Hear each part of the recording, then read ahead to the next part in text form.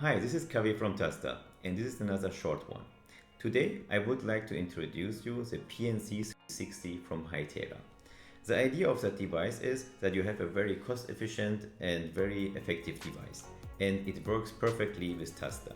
So here, I would like to introduce you first that you have here your TASSTA application, which you can go in, is okay.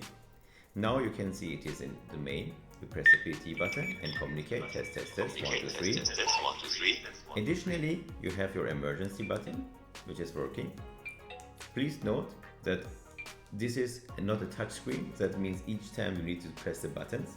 And here you can change the channels up and down. Plus, you have the ability and possibility to go into the channel and also see who is online in that channel from your users.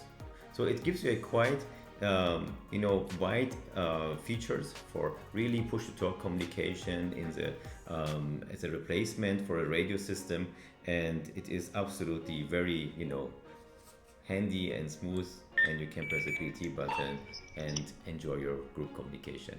So if you like this one, catch the next one and follow us on YouTube. See you soon.